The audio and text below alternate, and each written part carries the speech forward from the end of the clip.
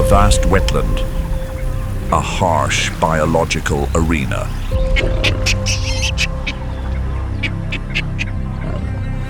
Rwanda. Who is the most deserving ruler of this land? Leave your choice in the comments section and let's discover together.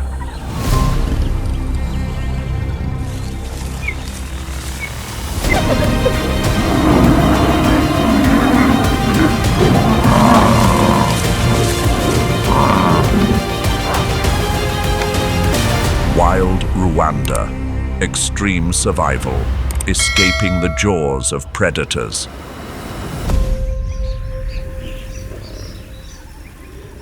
The Kilala Plains, an ocean of sun-scorched golden grass covering the north of the 1,122 square kilometer Akagera landscape. This is the largest protected wetland in Rwanda and Central Africa. It is known as the miniature Serengeti, but hidden beneath this peaceful beauty lies one of nature's most brutal arenas.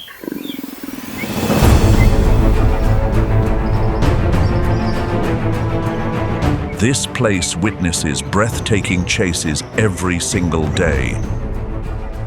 The leopard and the serval. Two bolts of lightning scorching the grass beneath the harsh sun. In northern empires like the Serengeti or the Masai Mara, servals are ghosts. They are elusive, rare and invisible.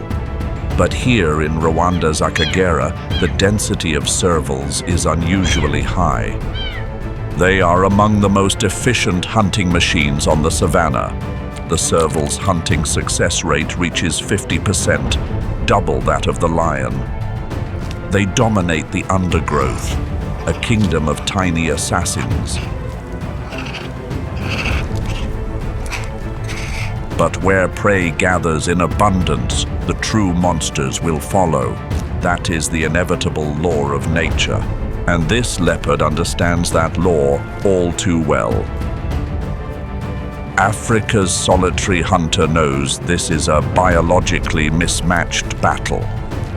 The agile prey weighs a mere 13 kilograms, while the leopard is a moving block of muscle weighing 60 kilograms, 4 times the weight and 10 times the strength. An easy feast if executed correctly. Atop a termite mound, the serval is hard at work. The longest legs relative to body size in the cat family provide an absolute advantage for peering over the top. Small, agile predator could not outrun its fate. But victory on the Kilala Plains always comes with risk. In this vast, open expanse, no wall exists to block the scent of fresh blood. The wind, the savannah's most treacherous messenger, has carried the message of death for kilometers, and a spotted hyena has picked up that signal. The spotted hyena draws closer. There are no allies here, yet the spotted hyena remains supremely confident. It knows the leopard is a solitary hunter. If injured, the leopard will be unable to hunt and will starve. That is the psychological leverage hyenas often use to intimidate the faint-hearted. But today may just be an unlucky day for the spotted hyena. The leopard has no intention of abandoning a high-quality meal like the serval, a meal it has fought so hard to secure. Leopard has secured its prize, but it understands that in Rwanda, peace is merely a fleeting pause between battles.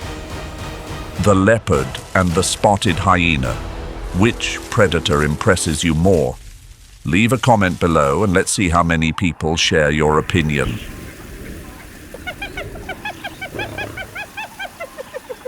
The humiliating defeat by the leopard has not deterred the spotted hyena. On the contrary, Hunger and pride have driven it to place an even greater wager: to steal a kill from a lion. This perilous mission demands greater resources. A hyena clan can number in the dozens, led by the largest female. The power of the pack is their most crucial weapon in battles against lions. And fortunately, their target is a solitary male lion.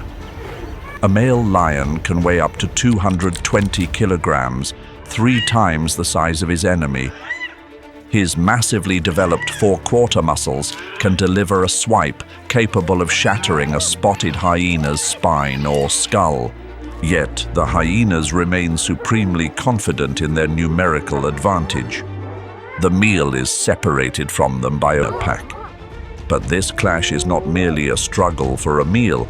It is the echo of a battle for supremacy that has spanned decades in Akagera. 25 years ago, under the pressure of humanity, the final roars of the savannah kings faded into silence. Lions were completely erased from the map of Rwanda. This was how the settlers here protected their livestock. Akagera National Park fell into a massive power vacuum for 15 years, and the spotted hyena seized the opportunity to ascend the throne. They proliferated unchecked, turning these plains into their private playground. But history turned a new page in 2015. The doors of specialized transport trucks swung open. The first 7 lions were reintroduced. The exiled kings had returned to reclaim their lost throne. The battle with the hyena clearly demonstrated the lion's dominant status. Despite an inferior bite force, the lion's canine teeth, measuring up to 10 centimeters, can pierce deep and cause rapid asphyxiation. And when combined with terrifying muscular strength, the hyena's numerical advantage is rendered meaningless. In its place, a primal fear rises as the king returns. However, driving off the spotted hyena is merely the first step in establishing order. The king's crown is constantly under challenge. The lions of Akagera are forced to confront a prey that never knows how to bow down: the African buffalo. Among professional hunters, this animal bears a chilling nickname: the Black Death. Silently ferocious creatures, they are ready to charge without warning. With a body mass of 900 kilograms, the male African buffalo is a veritable biological tank. It weighs 5 to 6 times the mass of a female lion. A height of up to 1.7 meters transforms it into an imposing, immovable wall. That is why a lion rarely attacks an African buffalo alone. They are compelled to deploy their most sophisticated pack tactics. The skin on the African buffalo's neck can be up to 5 centimeters thick. It is a natural layer of Kevlar armor that the lion's fangs and its head. A pair of horns that do not grow separately. Instead, they fuse at the base, forming a solid shield of bone known as the boss. And when necessary, it becomes a deadly scythe against the lion. This is the brutal reality of survival in Rwanda. New scars have deeply etched a harsh rule into the minds of the lions. The apex predator does not always emerge victorious. The lion, the leopard, and the African buffalo are 3 members of Africa's Big Five. Do you know which 2 species remain? Leave a comment and keep watching to find the answer. This holds especially true as the lion leaves behind the vast plains of the north. Venturing west, the terrain begins to undulate dramatically. giving rise to the majestic Mutumba Hills. This is the backbone of Akagera, and it is also a death trap that every predator must approach with caution.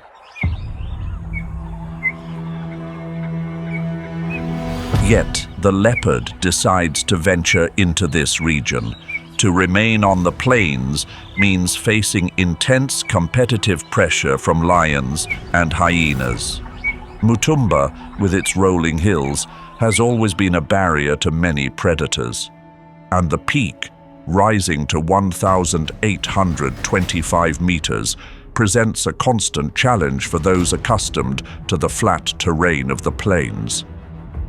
The leopard has spotted the prey it seeks, the klipspringer. Hunting mode is instantly activated. Had this been the Kilala plains, the leopard could have ended this hunt quickly. But here in Mutumba, the klipspringer possesses a trusted ally. The steep, precipitous cliffs, their specialized escape routes, rather than using the entire sole like other ungulates. The two cylindrical hooves cluster together, no larger than a coin. The fleshy pads underneath act like rubber suction cups, providing absolute traction. This structure allows it to stand firm on rock ledges a mere 30 height. A superior vestibular system allows for perfect balance, and just like that, the leopard is left far behind in frustration. Here in the Mutumba Hills, raw muscle power has been defeated by nature's miraculous adaptation. Nature has not taken the side of the predator. But hunger does not permit the leopard to surrender. As night descends, draping a pitch-black veil over the hillsides, it turns its sights to new prey. Baboons, specifically the olive baboon, the loudest residents of this mountain region. The leopard's eyes are equipped with a reflective layer behind the retina known as the tapetum lucidum. They absorb 6 times more light than the human eye.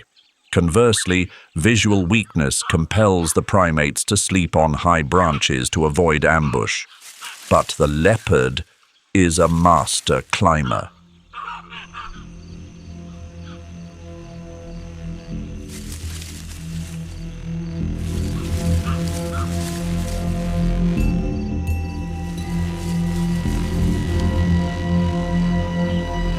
In the darkness, the balance of power tips heavily in favor of the leopard.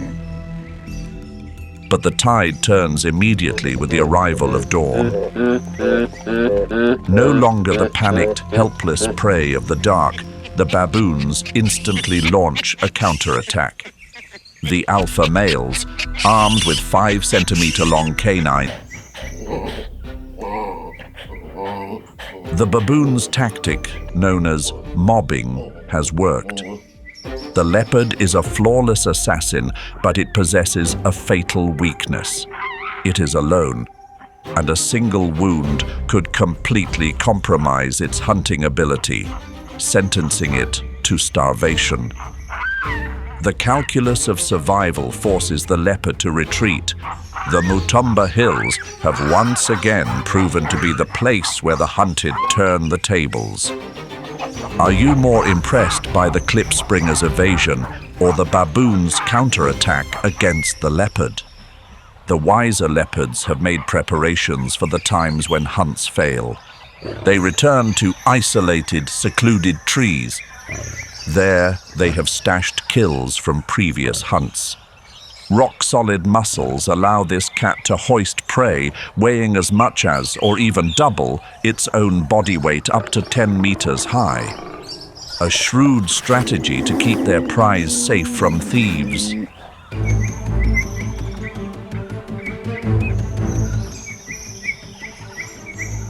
But unfortunately, the lions have discovered this tree.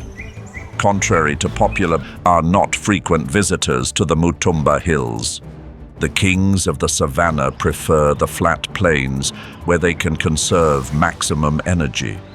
Climbing slopes burns calories at a dizzying rate, a luxury this massive predator cannot afford.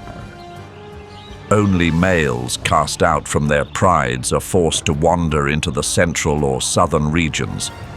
The wanderers, nomadic males, the Mutumba hills, become their migration corridor. Hunting in this rugged terrain is nearly an impossible mission. That is why the lions target the trees where leopards stash their kills. Here in Mutumba, the density of leopards is 10 times that of lions. If they can just locate the hidden cache, the lion's hunger will be satisfied. However, when the leopards remain elusive, the lions of Mutumba are left with no other option. They are compelled to hunt in terrain that is not their forte, and here they clash with an adversary that seems to defy the laws of physics. The common eland, one of the largest antelope species on Earth.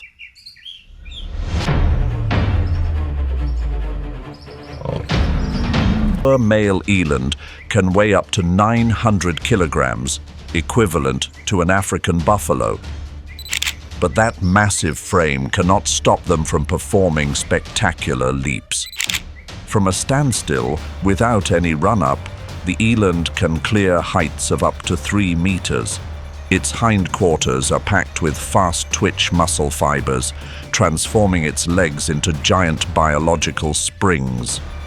Those legs are the skull of an adult lion. Far from his favored territory, even the king must bow. Among the predators featured, which species impresses you the most? Please leave your choice in the comments section. The white-backed vulture also chooses to stand apart from the predator's war. However, the moment the hunt concludes, they spring into action.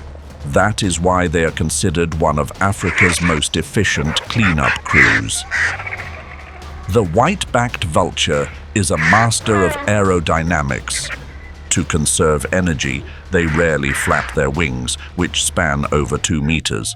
Instead, they ride columns of hot air, thermals, rising from the earth to ascend to altitudes of 3,000 meters. Their wing structure, with primary feathers splayed like fingers, reduces air resistance and provides absolute balance control. From this height, vision becomes the white-backed vulture's superpower. They can spot an antelope-sized carcass from a distance of 6 kilometers. They also constantly monitor the behavior of their own kind. If just one bird drops altitude suddenly, dozens of others from every direction recognize the signal and dive in. Upon touching down, the white-backed vultures transform into a professional sanitation squad. Their featherless heads and necks allow them to plunge deep into the abdominal cavities of carcasses to feed without soiling their plumage. Under the harsh sun, bacteria adhering to their bare skin are rapidly destroyed, protecting them from infection. The stomach of a white-backed vulture is an extremely acidic environment with a pH of approximately 1.0. This environment is so harsh it can dissolve bone and neutralize most deadly bacteria and viruses. Anthrax, cholera, and botulism become harmless inside the vulture's gut. By consuming rotting carrion, they prevent the spread of diseases into the water sources and grasslands.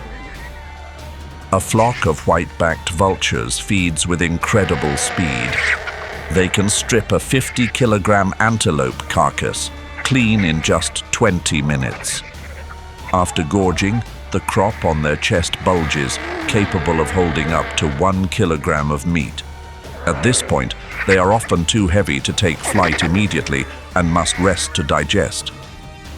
Yet, the dense population of white-backed vultures in Akagera tells a tragic story. This bird is listed as critically endangered by the IUCN. Poaching of rhinos and elephants across Africa has led to the poisoning of mass carcasses, the bird's primary food source. Akagera, thanks to strict security and the management of African parks, has become one of their final strongholds.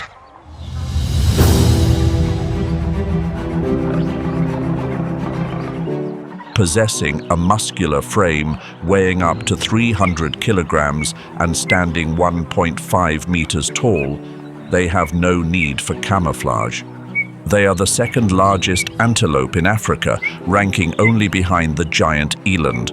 But when it comes to aggression, no antelope surpasses them.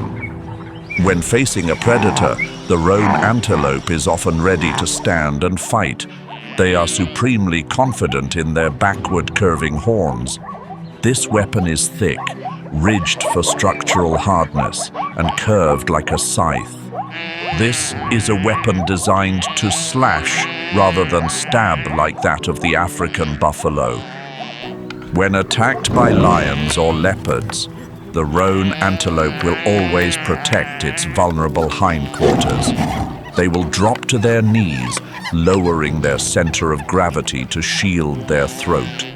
The sharp horns are swept side to side with terrifying speed.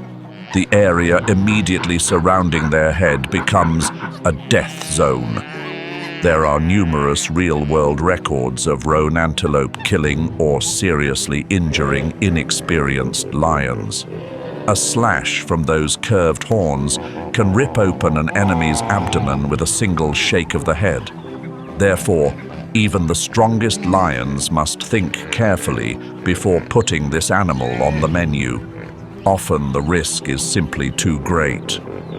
The strength of the roan antelope is also reflected in its unique social structure. They live in a matriarchy. A basic herd consists of females and their young, led by the most experienced dominant female.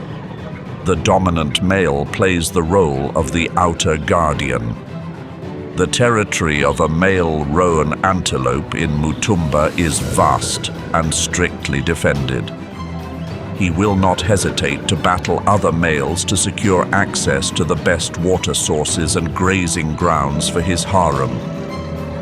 Newborns are hidden by their mothers in the dense grasses of the hills for the first 2 weeks of life. Once they join the herd, they are protected by a solid fortress wall. If a calf is threatened, the herd will not scatter in panic. They form a defensive phalanx, horns facing outward, ready to fight to the death to protect the future generation. The presence of the roan antelope in Akagera is a conservation miracle. Once common across the African savannas, today their numbers are in serious decline. In East Africa, they have vanished from many renowned national parks. Akagera, with the specific terrain of the Mutumba Hills, has become one of the most important remaining strongholds for this species. Roan antelope are selective feeders. They do not graze close to the ground like zebras, nor do they browse high foliage like giraffes. They require medium-height grasses where nutritional quality is highest. The slopes of Mutumba, with their excellent drainage and diverse vegetation, are the ideal habitat.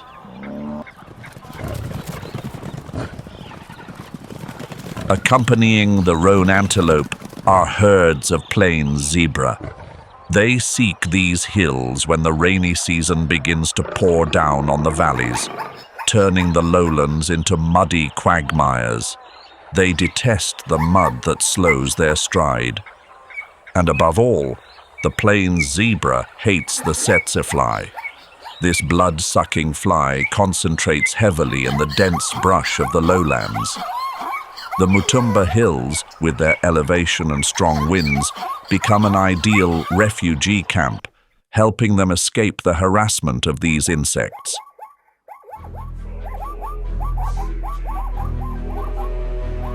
In the ecological tapestry of Akagera, the plains zebra are the premier ecosystem engineers.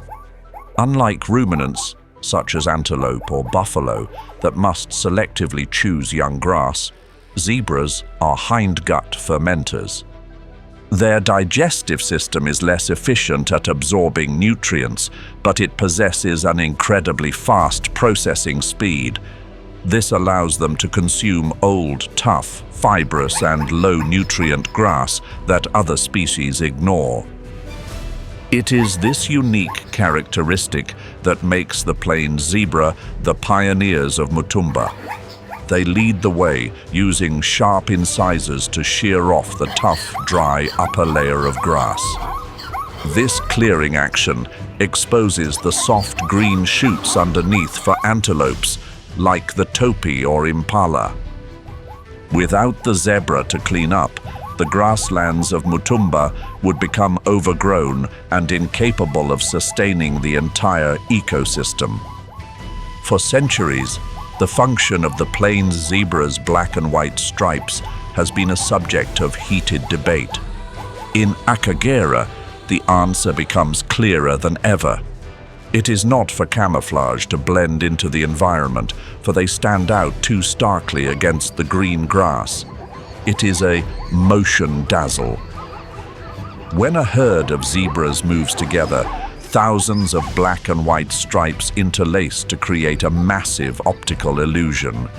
This is a nightmare for a lion or leopard, predators that possess monochromatic vision or are highly sensitive to movement.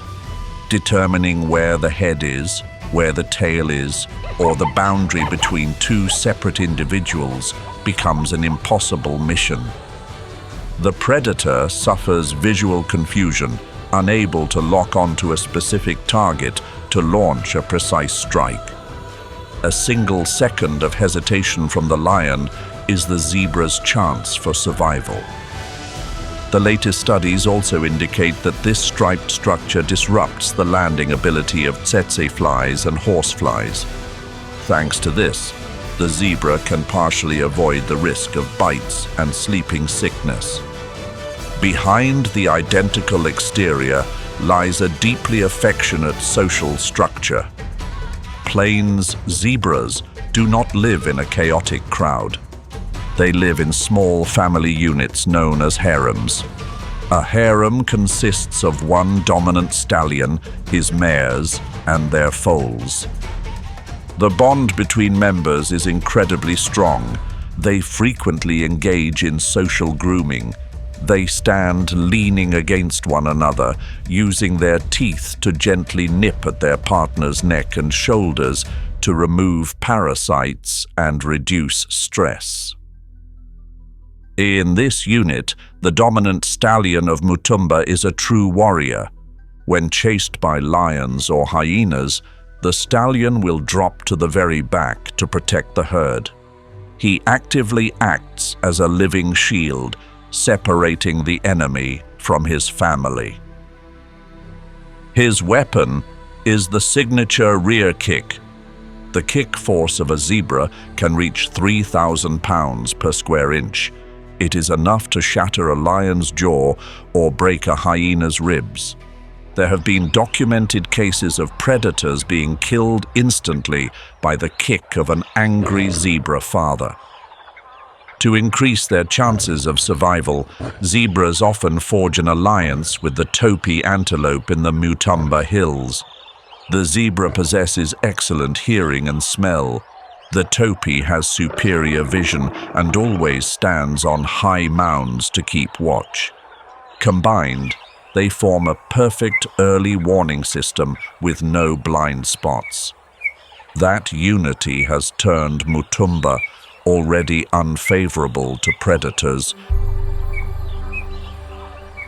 leaving behind the airy expanse of the Kilala plains and the sheer precipices of Mutumba. We venture deep into the south of Akagera. Here, the natural palette shifts abruptly to the somber tones of ancient acacia forests and dense thorny thickets. This is a world of shadow and silence. Visibility is severely restricted by the tangled canopy, transforming this region into a mysterious green labyrinth. Gone are the distant horizons. Every encounter here takes place at close quarters and arrives without warning. This secluded terrain, combined with lush vegetation, has made the southern forest a perfect sanctuary for hidden giants. Here, the continent's largest creatures have no need to run. They glide silently like ghosts through the deep wilderness. In the dense darkness of the southern forests, the ground trembles slightly with every heavy footfall. A creature steps out from the mists of the past, clad in the gray armor of prehistory and wearing an attitude that challenges the world. The eastern black rhinoceros, a symbol of resurrection and the most powerful testament to the miracle named Akagera. In the 1970s, Akagera was home to over 50 eastern black rhinoceros, but a brutal wave of poaching for their horns wiped them all out. By 2007, this species was completely extinct in Rwanda. In 2017, African parks transported 18 eastern black rhinoceros from South Africa across thousands of miles back to Akagera. In 2019, 5 more arrived from European zoos to diversify the gene pool. The ghosts had truly returned, and this time they are protected by a state-of-the-art security network, transforming Akagera into an impenetrable fortress. Unlike their cousin, the white rhino, which possesses a wide, flat mouth like a lawnmower for grazing close to the ground, the eastern black rhinoceros is a browser. Their unique identifying feature is the pointed upper lip, capable of nimble grasping like a finger. This hooked lip acts as a sophisticated pruning tool. It allows the eastern black rhinoceros to weave through, strip leaves, snap branches, and pull the thorniest bushes into its mouth. The southern acacia forests, with their myriad of low-lying shrubs, are a massive buffet table laid out just for them. The digestive system of the eastern black rhinoceros is so robust that they can voraciously chew through branches laden with sharp thorns. They consume plants filled with toxic sap that other animals must avoid. The eastern black rhinoceros is the definition of volatility. Unlike the white rhino, they are solitary, suspicious, and extremely aggressive. This is a challenge nature has set for them, resulting from their unusual sensory characteristics. The eastern black rhinoceros is heavily myopic.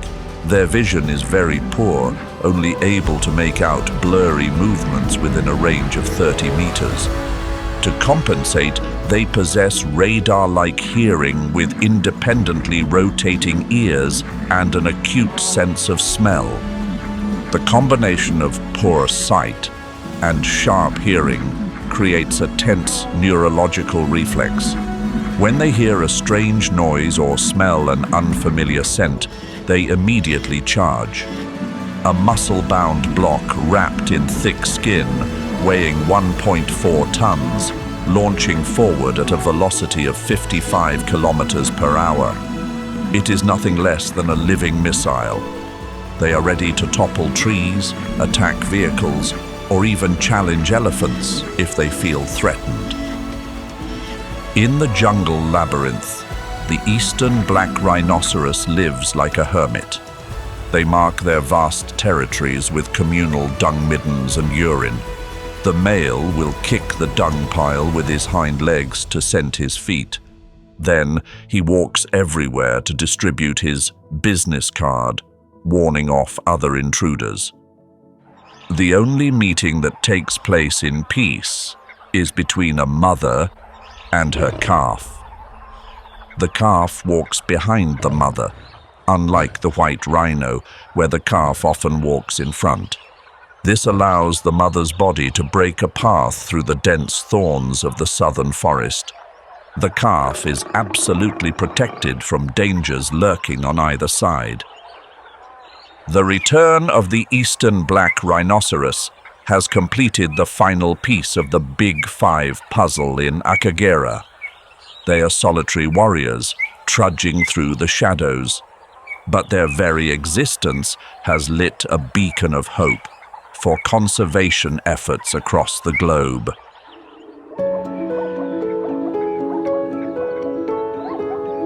The eastern black rhinoceros are the armored tanks silently controlling the ground, but the upper tier of the southern forest ecosystem belongs to the Maasai giraffe, creatures that defy all limits of gravity and blood pressure. The Maasai giraffe are immigrant citizens. Before 1986, Akagera was devoid of this species. Consequently, the southern acacia forests grew too dense, blocking out light and creating an ecological imbalance. To solve this problem, conservationists transported Maasai giraffe from Kenya to this land. They are the professional gardening squad, pruning the upper layers of foliage that elephants or rhinos cannot reach. The project succeeded beyond expectations. Today, Akagera is home to one of the healthiest and fastest-growing giraffe populations in Africa. Standing tall at up to 6 meters, the Maasai giraffe is the tallest animal on land. In the thorny southern forest, this height is an exclusive ticket to access the most abundant food sources. But the true weapon lies inside their mouth. It is a purple-black tongue measuring up to 50 centimeters. The purple-black color is the Maasai giraffe's natural sunscreen, with the habit of sticking their tongues out to feed for 18 to 20 hours a day under the harsh sun. The dense melanin prevents the tongue from getting sunburned. This incredibly dexterous tongue can weave through the razor-sharp thorns of the acacia tree to strip away the fresh leaves. Saliva, thick and sticky like glue, coats the thorns and heals cuts, transforming the most hard-to-swallow plants into delicious snacks. But do not let their graceful appearance fool you. Male Maasai giraffe are brutal gladiators. When fighting for dominance and mating rights, they perform a ritual known as necking. 2 giant males stand parallel, spreading their legs for stability. They swing their 2-meter-long necks like baseball bats, slamming their heads into their opponent's body. The ossicones on top of their heads become the most lethal blunt force weapons.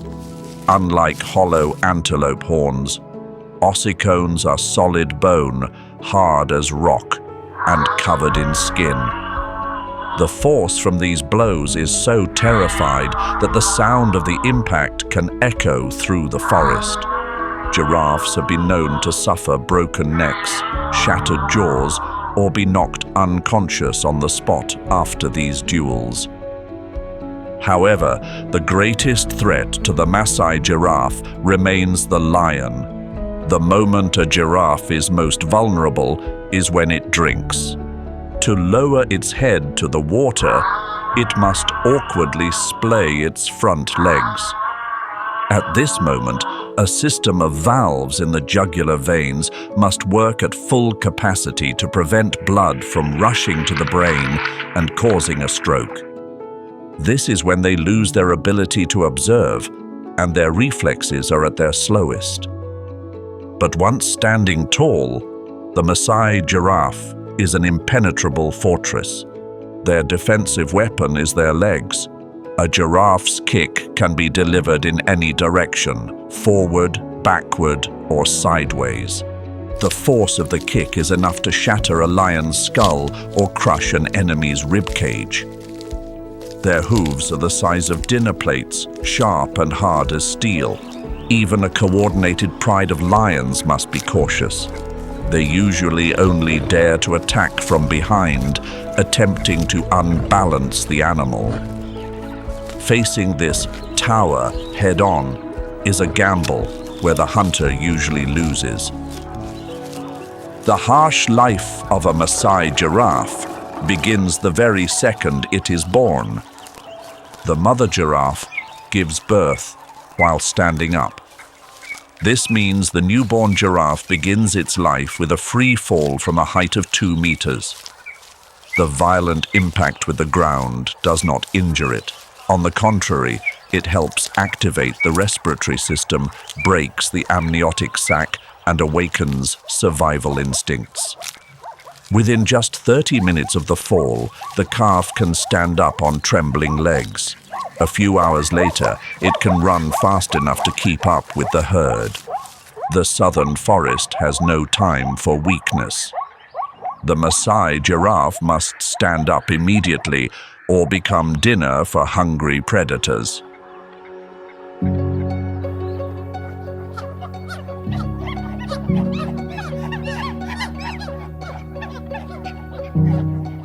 But movement is not the only method of survival. In the dense acacia forests and murky swamps of southern Akagera, the Cape bushbuck chooses invisibility. They do not need to be the fastest, nor do they need to be the strongest. They are masters of the art of concealment. The bushbuck's tactic is a visual game that tricks the brain. Their coat is a masterpiece of disruptive camouflage. On the dark brown coat of the male and the reddish brown of the female are white spots on the flanks and faint stripes on the back painted by nature. These help the creature hide under the sunlight, filtering through the canopy.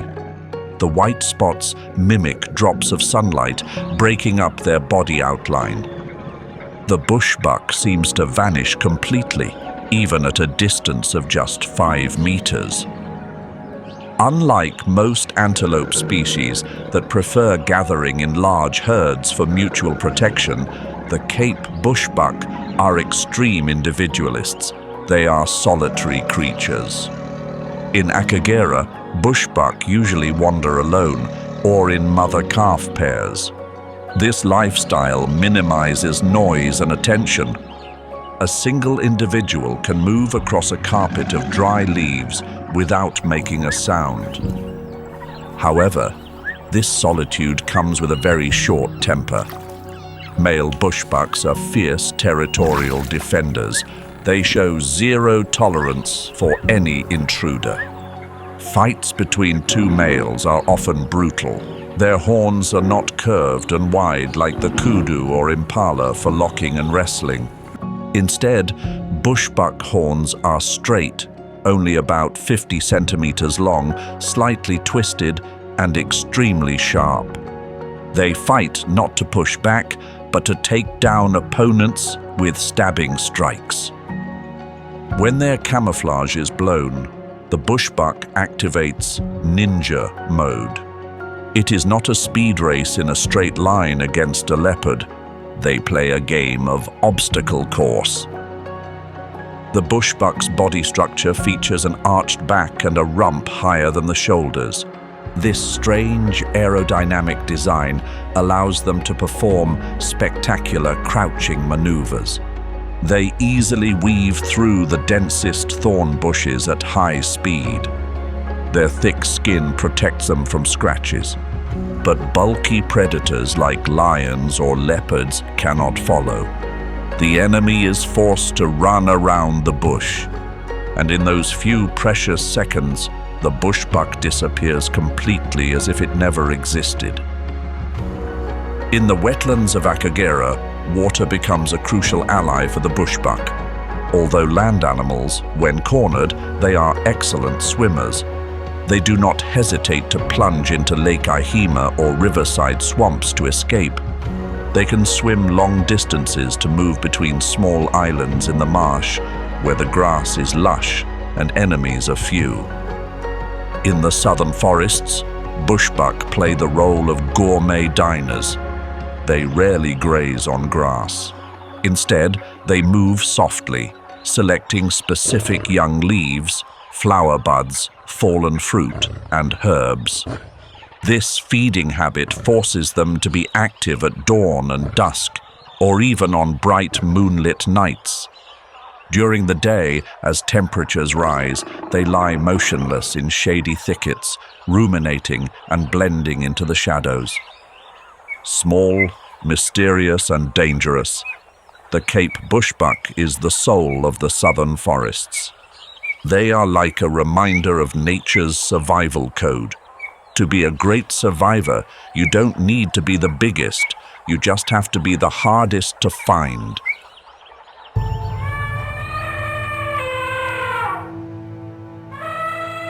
In stark contrast to the Cape bushbuck, the African bush elephant has no need to conceal itself within the tangled maze of the southern forests.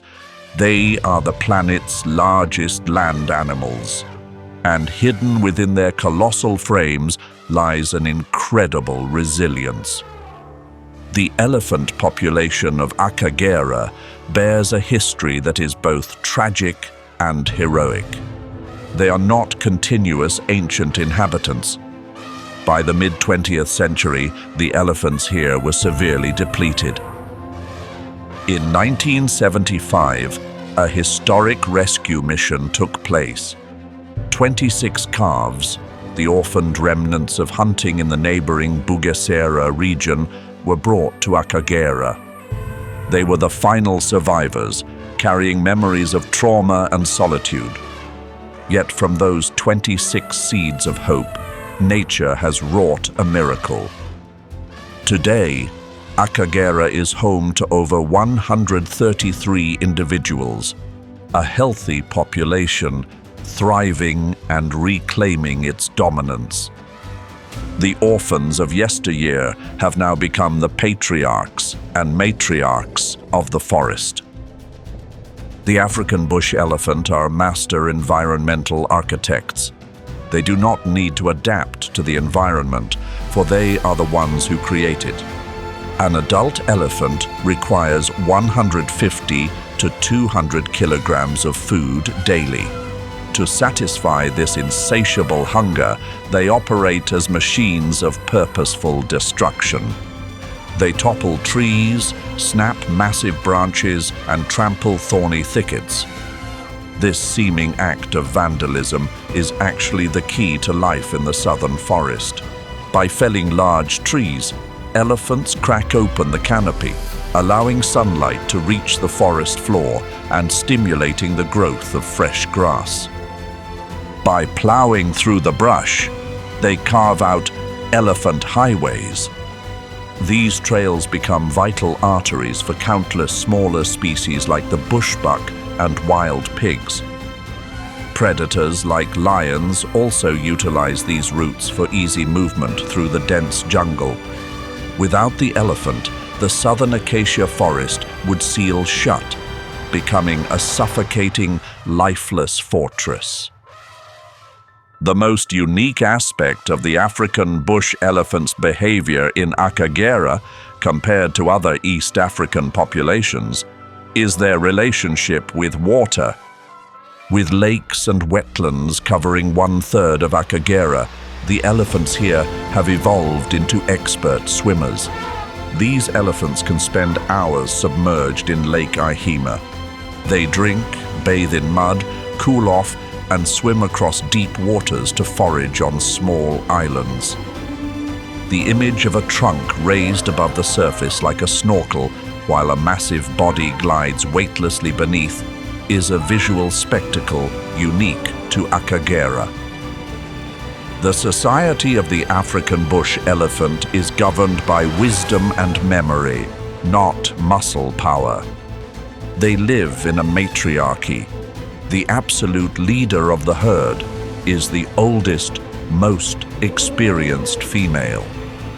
The elephant's brain possesses a massively developed temporal lobe, the region responsible for memory and emotion.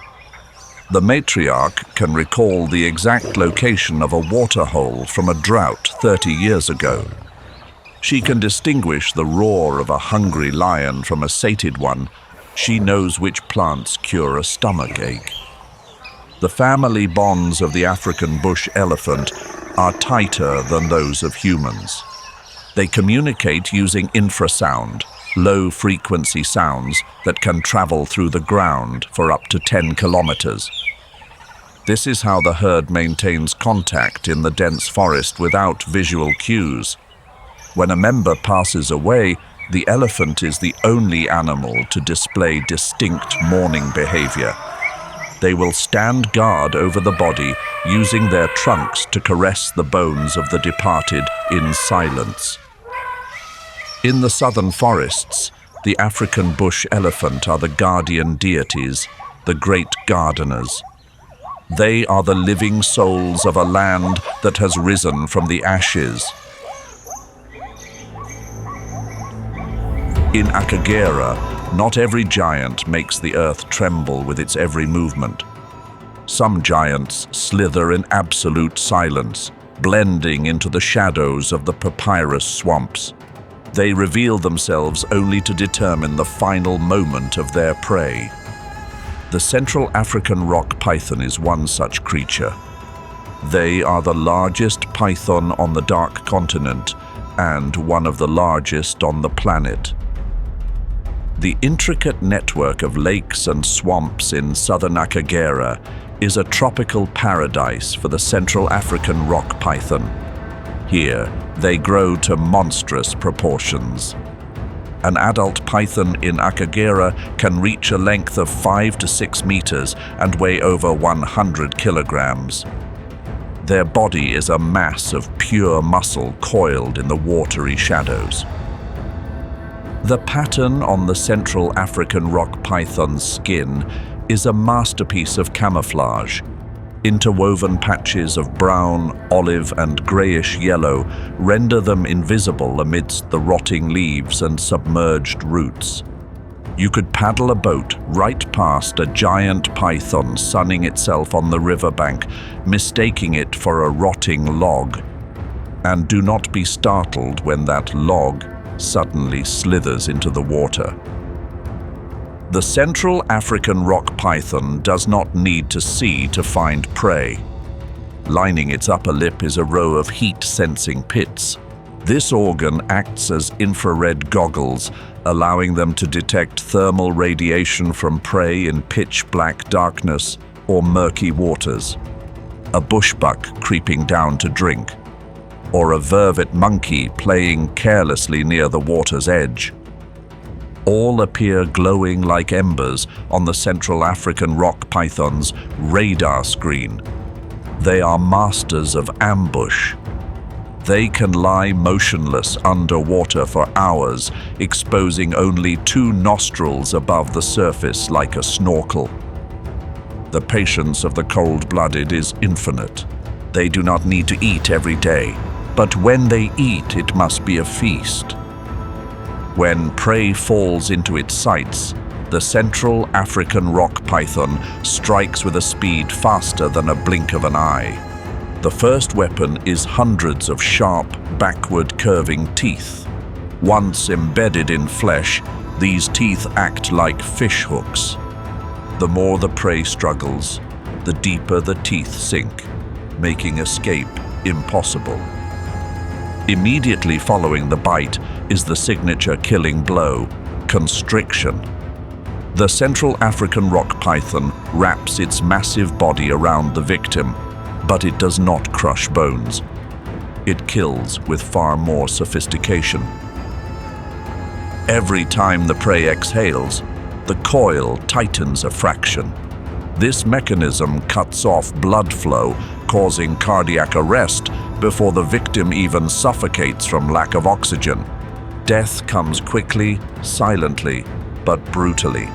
The menu of the Central African rock python in Akagera includes prey few others dare to touch: bushbuck, impala, monkeys, and large water birds. They are even among the few species that dare to hunt young Nile crocodiles.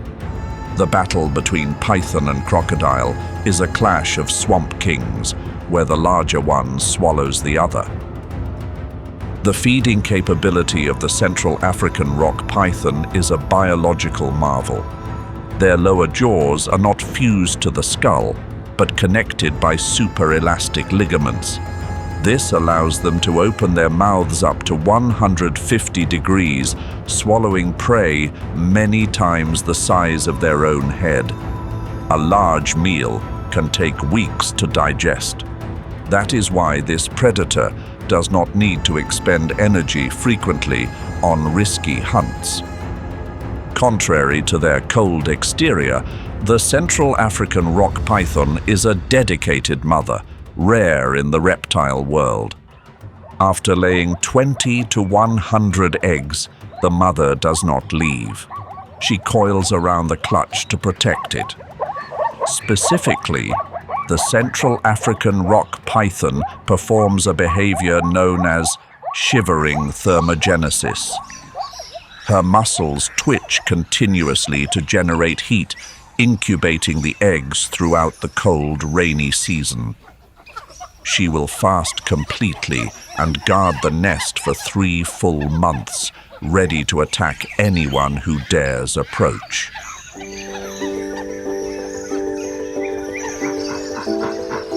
To survive in a labyrinth inhabited by assassins like the Central African rock python, muscle power is meaningless.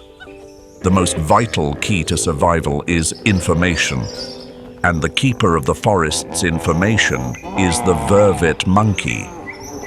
The vervet monkey possesses incredible communication abilities.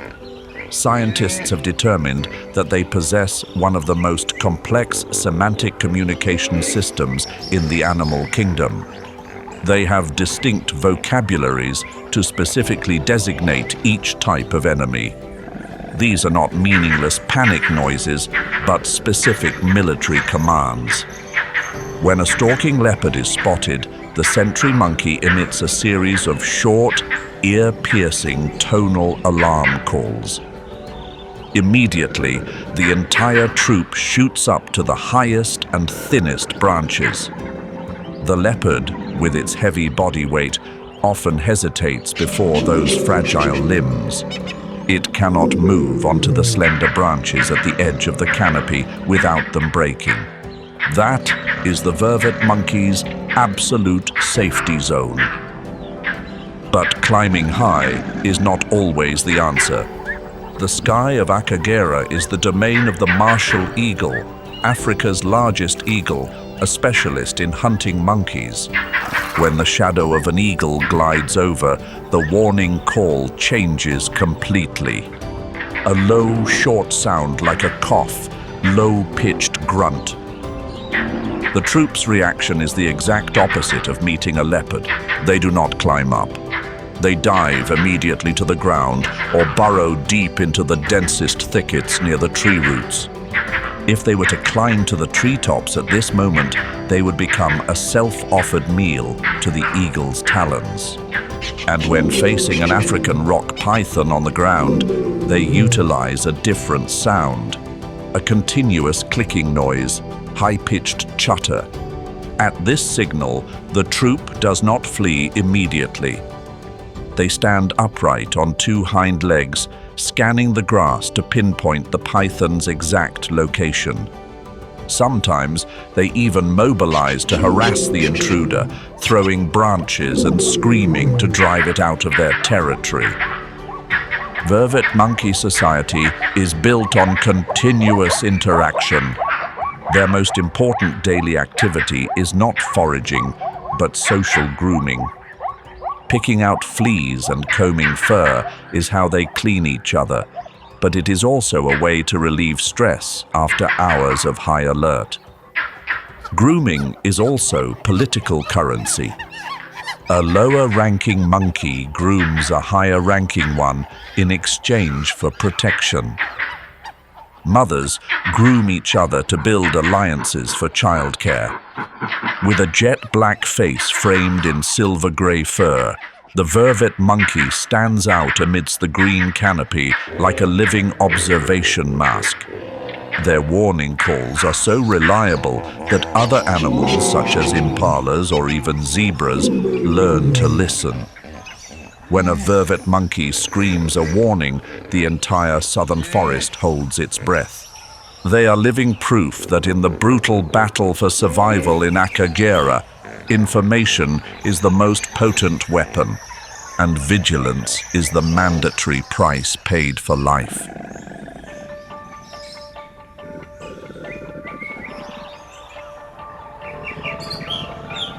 Drifting towards the eastern border, the sun-scorched golden savanna yields to a deep, humid world of green.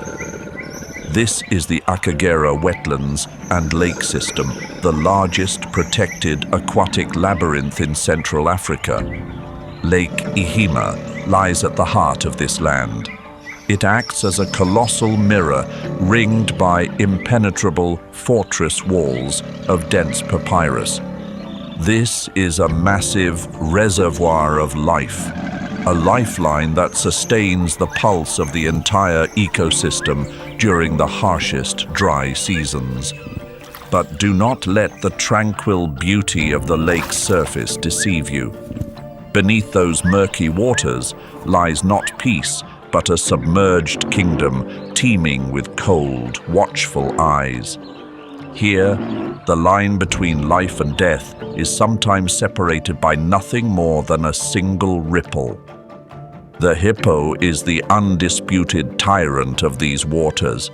Akagera boasts one of the highest densities of hippos on the dark continent. And in the kingdom of water, the law is written in absolute aggression. The hippo is a master of visual deception. With a rotund frame, stubby legs, and jiggling fat, they appear slow and clumsy. That is a fatal misjudgment. Beneath that 5-centimeter thick skin lies a mass of pure muscle weighing 1.5 to 3 tons. Despite looking like a steamroller, the hippo can unleash terrifying bursts of speed. On land, they can sprint at 30 kilometers per hour, faster than an Olympic athlete. Underwater, they do not swim, for their bodies are too dense, and they sink. Instead, they gallop along the riverbed, gliding like living torpedoes. Submerging all day is a necessary ritual for the hippo. Their skin is incredibly sensitive. It lacks fur for protection and is easily dehydrated or sunburned under the harsh equatorial sun. To protect themselves, their bodies secrete a red mucus fluid. The ancients called it blood sweat, but modern science calls it hipposudoric acid. This is a super-grade natural sunscreen. It absorbs ultraviolet rays and keeps the skin moisturized. And even more remarkably, it is a powerful antibiotic.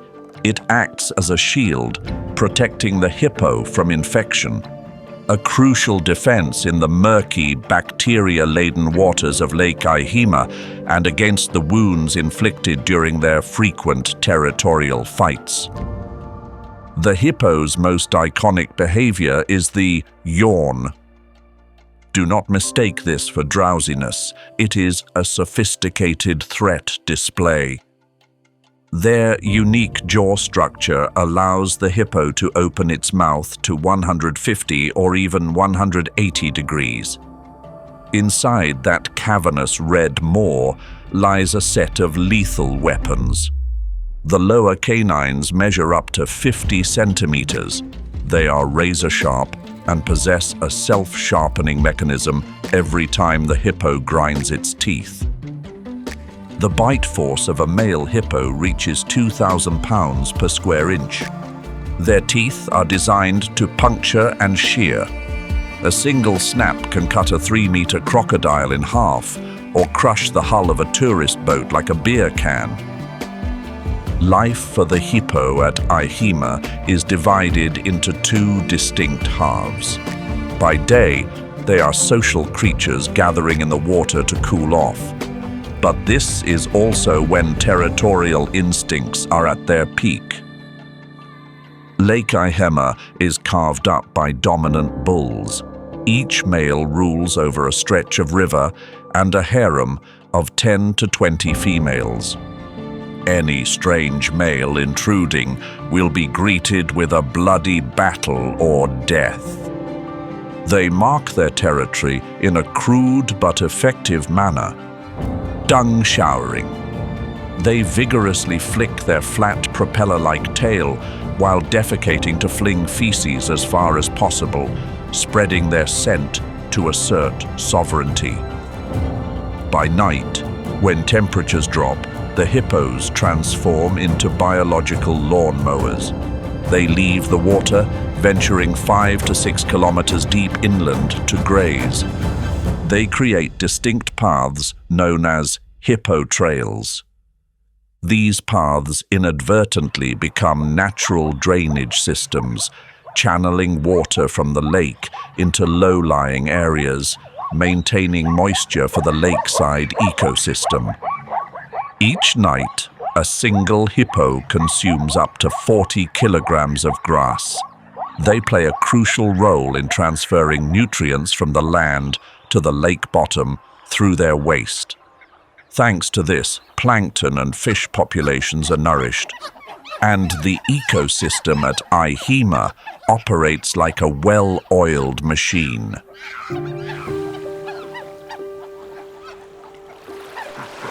Hippos are the loud and short-tempered kings of the surface, but deeper down, hidden beneath the layer of silt, lies a power that rules through absolute silence. A creature that watched the dinosaurs go extinct and continues to exist, sowing terror to this very day. The Nile crocodile, Africa's largest reptile and one of the most successful predators in evolutionary history. Lake Ihema frequently witnesses a strange spectacle, a crocodile sunbathing right next to a hippo. This is not friendship, it is a Cold War pact. The Nile crocodile is an apex predator, but they are intelligent enough to understand the rules of survival in the wild. Their jaws are strong, but the hippo's thick skin and muscular power are impenetrable. A single bite from a hippo could snap a crocodile's spine. Thus, an invisible boundary is established. The crocodile will not attack an adult hippo, and in return, the hippo will not harm the crocodile. However, this pact is torn apart the moment an opportunity arises. The crocodile is always stalking stray hippo calves, and the mother hippo is ready to kill any crocodile that loiters too close to her young. Despite fearing the hippo, the Nile crocodile is still considered a flawless predator. They are a powerhouse equipped with advanced sensory technology. Running along their jawline are small black spots. These are the integumentary sensory organs. They are 10 times more sensitive than human fingertips. In the murky waters of Lake Ihema, these sensors allow them to detect the slightest vibration. An antelope drinking water, a fish swimming meters away. No movement can escape their notice. When prey falls into the trap, the Nile crocodile unleashes one of the most powerful bites on the planet. Their bite force has been measured at up to 3,700 pounds per square inch. This figure is vastly superior to a human's mere 200 pounds per square inch, or a lion's 650 pounds per square inch. The crocodile possesses a bite force nearly double that of a hippo and 5 times that of a lion. Their jaw closure is like an industrial hydraulic press slamming down. Bone, horn, or turtle shell. All are pulverized instantly.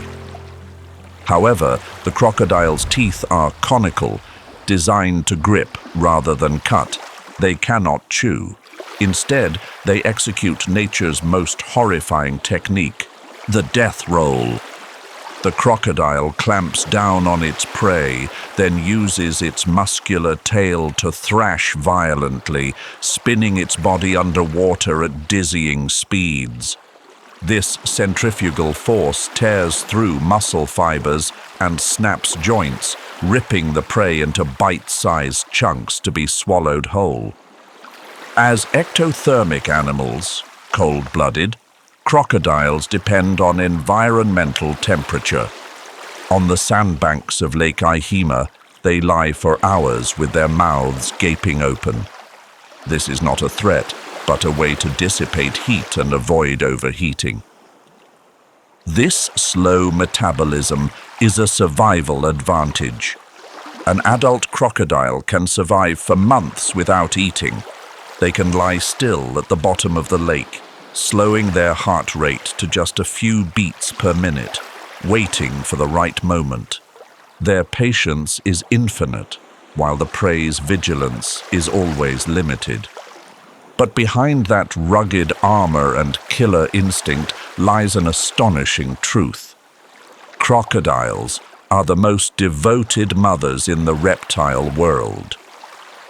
After laying eggs in sand pits along the shore, the mother crocodile will guard the nest for 3 full months, fasting the entire time. She is ready to fight to the death against Nile monitors or hyenas to protect her eggs. When the eggs hatch, the giant mother will gently use her jaws to dig away the sand, then scoop her tiny offspring into her mouth. With unbelievable dexterity, she adjusts her bite force to 0, transforming those jaws of death into a safe cradle to carry her brood to the water. In the first weeks of life, these tiny assassins will swim around their mother's head for protection. A beautifully contrasting image between brutality and sacred maternal love.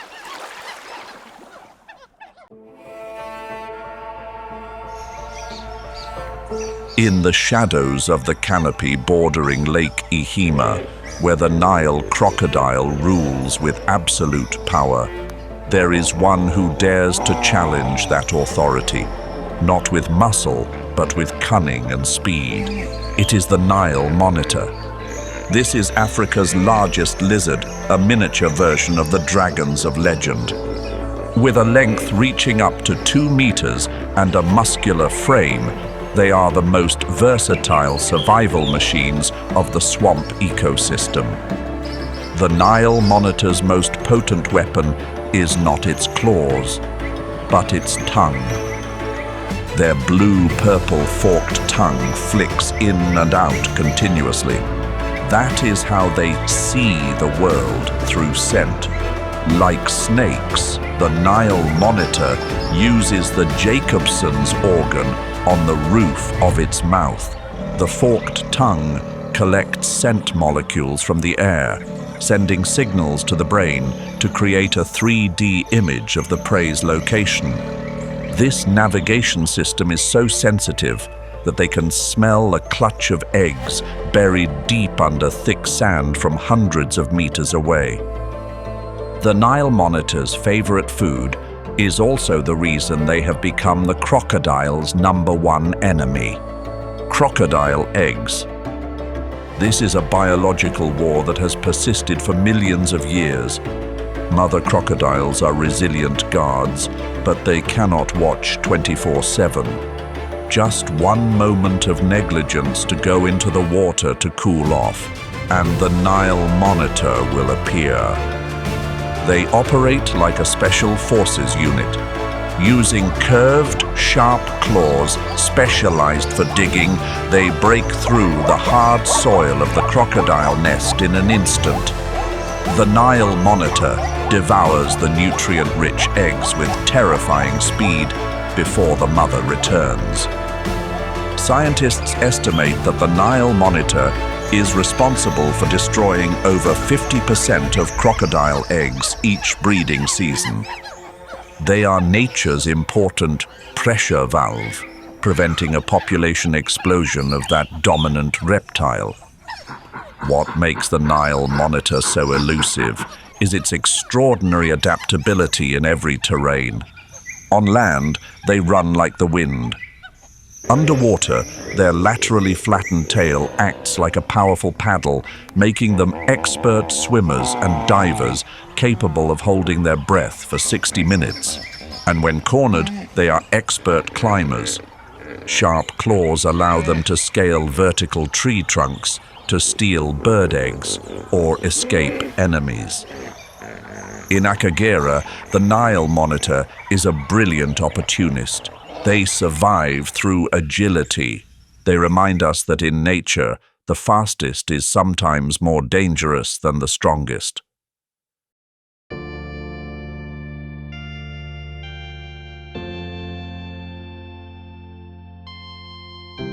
The Nile monitor is not the only species to exploit the aquatic environment of Ihema for survival. The waterbuck is another such creature.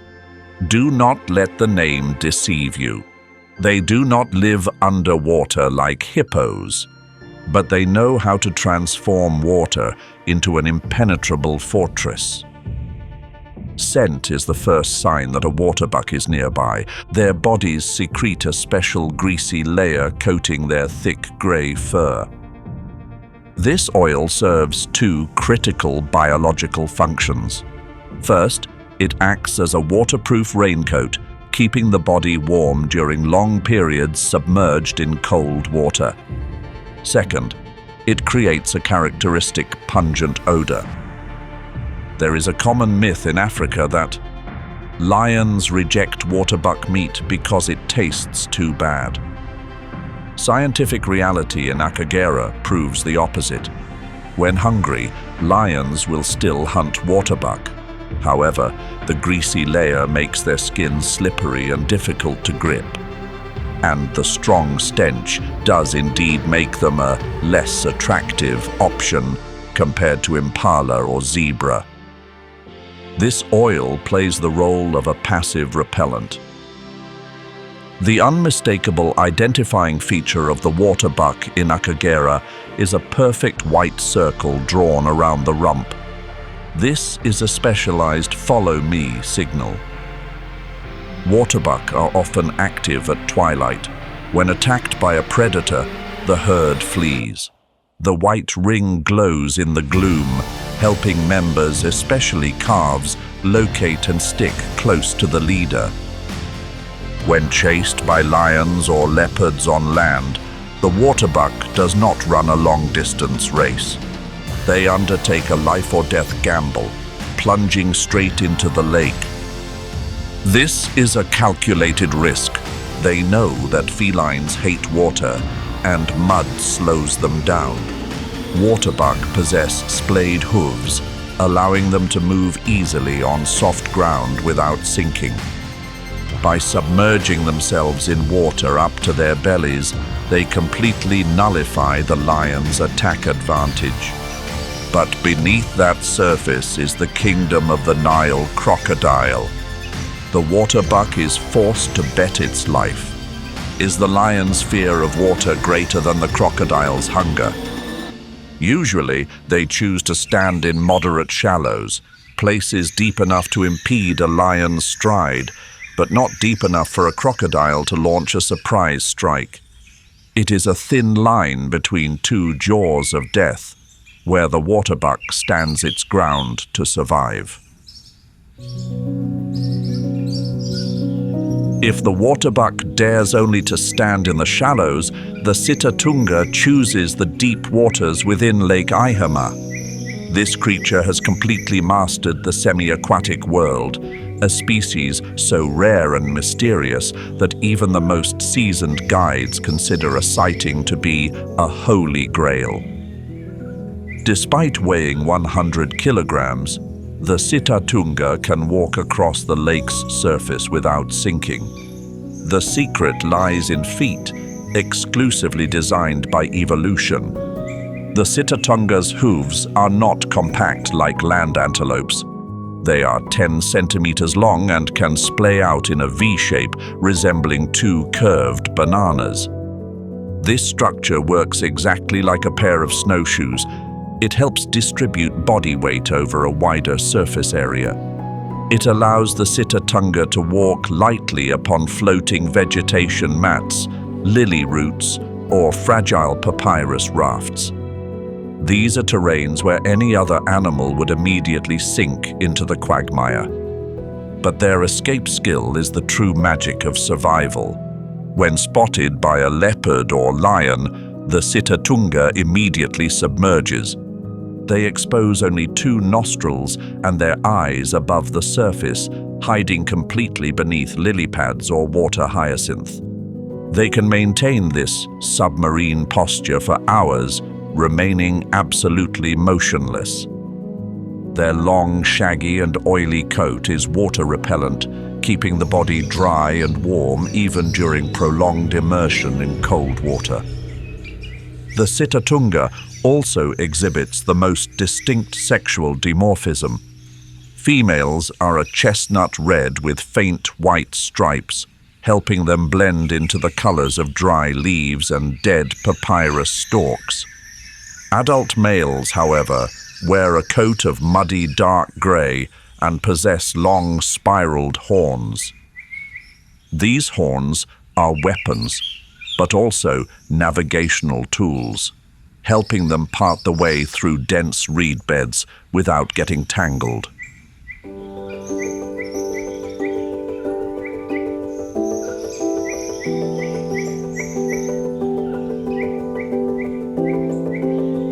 If the lion's roar is the sound of the savannah, then at Lake Ihema, nature's symphony begins with a different sound, a resonant, soaring, and haunting call. It is the call of the African fish eagle. To anyone who has set foot in Akagera, this sound is the quintessential voice of Africa. It echoes for kilometers, piercing the morning mist, marking the territory of the ruler of the skies and waters. The African fish eagle often chooses the highest dry branches along the lakeshore as watchtowers, with chestnut-brown plumage contrasting against a stark white head and chest. They sit motionless like marble statues, but their eyes never rest. The vision of the African fish eagle is 3 to 4 times sharper than that of a human. From a height of dozens of meters, they can peer through the sun-dappled water to spot a careless tilapia swimming in the depths. They calculate light refraction, the bending of the image through water, to determine the prey's true location with absolute precision. Once the target is locked, the African fish eagle swoops down. They do not dive underwater like a kingfisher. They execute a technique known as surface snatching. At the final second before impact, they throw their talons forward to snatch the prey. Their feet are a mechanical marvel. The soles are covered in tiny spines called spicules. They act like Velcro pads, ensuring a grip on the slippery, slimy fish. Combined with curved, razor-sharp talons, once gripped, the prey never has a chance to escape. Even more amazingly, the African fish eagle can lift objects weighing nearly as much as its own body. However, greed sometimes leads them into trouble. If they accidentally catch a fish too heavy to take flight, they will not let go. Instead, they use their wings as paddles, performing a strenuous butterfly stroke to drag the prey to shore. However, this king is also a notorious bully. The African fish eagle is a kleptoparasite. If they spot a Goliath heron or a spoonbill struggling to land a catch, they will swoop in to harass and launch a lightning-fast attack. They force their rival to drop the prize. Powerful, ruthless yet deeply affectionate, the African fish eagle practices lifelong monogamy. The duet call of the pair echoing across Lake Ihema is the most enduring love song of the Akagera wetlands, and that too is the most ironclad assertion of sovereignty.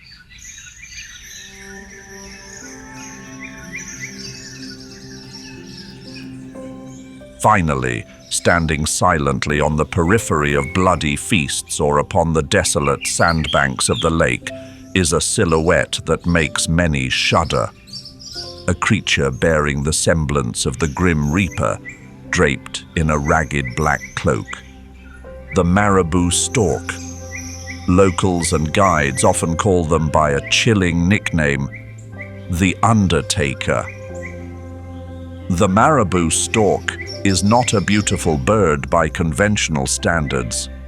They possess a bald head, tufted with scraggly fluff, a wrinkled pink neck, and a fleshy pouch dangling from their chest. But in the wild, beauty is meaningless. Efficiency is everything. That bald head allows them to maintain hygiene while plunging deep into rotting carcasses, preventing blood from matting their feathers and causing infection. That dangling pouch is a thermal radiator. By inflating this skin sac, they regulate their body temperature under the scorching heat of Akagera. They even use it to show off during courtship rituals. But the marabou stork is not merely a scavenger, trailing behind vultures for scraps of bone. In the wetland ecosystem of Lake Ihema, they transform into brutal, active hunters. Standing 1.5 meters tall with a long, pointed beak as hard as a stone chisel, they are the terror of the shoreline's small creatures. They stand motionless for hours like stone statues, cold eyes scanning the water's surface. They search for frogs, stranded fish, or even a low-flying flamingo that falls into their sights. The marabou stork's strike is so fast and powerful, it can impale prey instantly. More terrifyingly, the marabou stork is the most persistent enemy of the crocodile. They frequently stalk nests of newly hatched crocodiles, using their massive beaks to snatch up the hatchlings and swallow them whole before they can reach the water. Their legs appear stark white, looking as if they are wearing socks. But in reality, those legs are black. That white color is feces. This behavior is known as urohydrosis. To cool their bodies, the marabou stork actively defecates liquid waste onto its own legs. As the water in the feces evaporates, it carries away heat, cooling the blood circulating in the legs before it returns to the heart. Simultaneously, the high acidity of the waste helps destroy bacteria and parasites clinging to their legs as they wade through the filthy mud. A biological mechanism that sounds repulsive, yet is the pinnacle of adaptation and epidemiological hygiene. The presence of the marabou stork on the shores of Lake Ihema completes the panoramic portrait of Akagera, from the proud predators of the Kilala plains to the giants hiding in the southern forests, and finally, the diligent cleaners of the swamps. Every species, whether beautiful or ugly, whether ferocious or shy, holds an irreplaceable role in the grand symphony of life. And Akagera, rising from the ashes of the past, has revived to become the most magnificent stage for this endless drama of nature.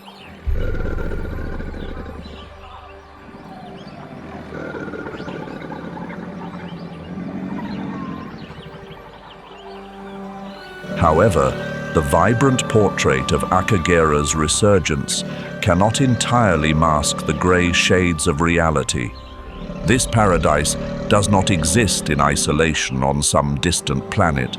It exists right in the middle of one of Africa's most densely populated nations. Akagera's greatest challenge is simply space. In land-scarce Rwanda, the pressure for agricultural land weighs heavily upon the park's borders. Today, Akagera resembles a wild island besieged by a sea of humanity. Human-wildlife conflict remains a ticking time bomb. Elephants break through fences to raid crops. Locals are still haunted by the fear of lions attacking their livestock. These are the complex puzzles that conservationists must solve every single day. On one hand, the poaching of ivory and rhino horn has been strictly controlled thanks to an elite ranger force and aerial surveillance. Yet, the silent threat of the wire snare remains. Crude traps fashioned from bicycle brake cables are set in secret to catch small antelope. But a snare has no eyes. It can sever the leg of a lion cub, kill a leopard, or critically injure other rare species. Every year, thousands of snares are removed, testament to a silent guerrilla war being fought in the bush. Beyond humanity, nature itself presents challenges. Climate change is altering rainfall cycles, directly affecting water levels in the Lake Ihema system and wetlands. Simultaneously, the invasion of alien plant species like the giant sensitive plant or water hyacinth threatens to choke out native vegetation. Waterways are clogged, and the habitat for aquatic life is severely diminishing. The revival of Akagera is a miracle, but sustaining that miracle requires extreme vigilance and tireless effort. For in the world of conservation, success is not a final destination, but a journey fraught with risk and challenge. Faced with these precarious challenges, Akagera did not choose surrender. Under a historic partnership between the Rwanda Development Board and the non-profit African Parks, a comprehensive protection strategy was born. This place has become a global standard-bearer for conservation. The primary solution is security. A 120-kilometer electric fence was erected along the western boundary, separating dangerous wildlife from human settlements. Inside that fortress, technology plays the leading role. Akagera is operated as a smart park. A LoRaWAN network covers the entire area, connecting thousands of sensors and GPS tracking collars fitted on key individuals like lions, rhinos, and elephants. Any abnormal movement is transmitted to a central control room 24/7. Elite ranger units, supported by K9 dog squads and surveillance helicopters, are ready to react in an instant to any sign of intrusion. But Akagera's most powerful weapon is not guns or electric fences, but the mindset of the people. The conservation philosophy here has changed at its very roots. Wildlife is only protected when it benefits the people. A revenue-sharing mechanism allocates 10% of the park's total tourism income to invest directly back into the community, building schools, health clinics, and supporting agriculture. Local residents, instead of setting traps to make a living, have now become guides, rangers, or food suppliers for the lodges.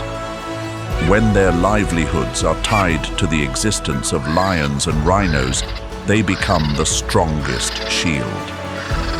From a devastated land of death in 1994, where lions were poisoned and rhinos wiped out, Akagera today has risen like a phoenix from the ashes. The story of Akagera is not just about predators or dense forests. It is a story about humanity's capacity to correct its mistakes. It proves that even when nature is pushed to the brink, with the right vision and tireless effort, we can bring life back. Akagera, once a bloody battlefield, has now become the greatest symphony of harmony, hope and rebirth on the dark continent. Have you ever visited Rwanda and Akagera National Park? Share your experiences with us in the comments section. Don't forget to hit like and share the video, as well as subscribe to the channel and turn on the notification bell so you don't miss the next adventure.